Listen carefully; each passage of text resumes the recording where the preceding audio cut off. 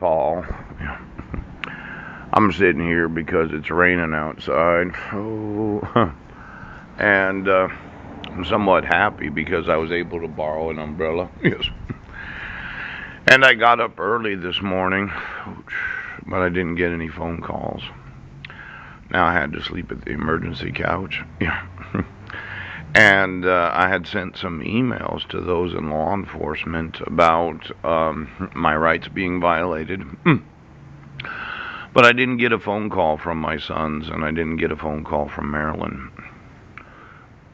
There seems to be some sort of question about the validity, yes, of issuing court orders where there's no signature of the petitioner.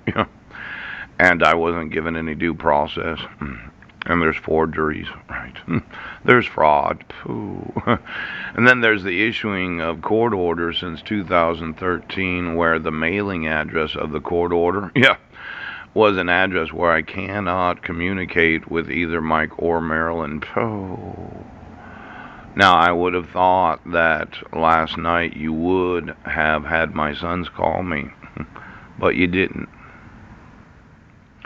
I would think it's a crime to knowingly issue court orders where you know that I cannot receive any documentation from the court because I was informed that if I contact either one of them, yes, that the authorities would be contacted and more than likely I would be arrested for harassment or trespassing. Yes!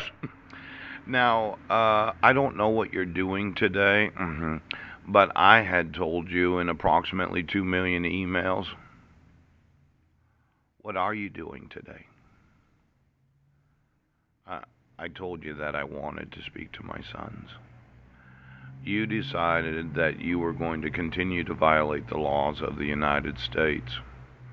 Now, I've documented quite a few lawsuits, and you decided to keep me homeless instead of actually enforcing the laws. I gave you documentation that I wasn't in Sequim, Washington. And instead of me being able to speak to my sons or Marilyn, you decided that you would continue to violate the laws of the United States. That was your decision. You don't have to enforce the laws. Now, I know it's against the law to use forgeries.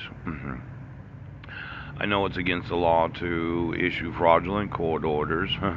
I know it was against the law to continue to have all of the notices from the court going to an address where I wasn't able to find out what you were doing. Now, quite possibly, you would consider enforcing the law today, because I'd like to speak to my sons, and I'd like to speak to Marilyn.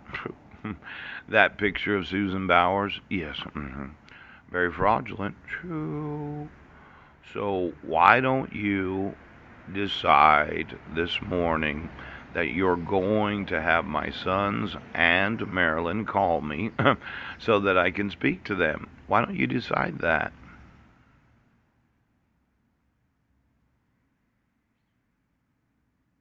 Why don't you make the decision to enforce the laws of the United States?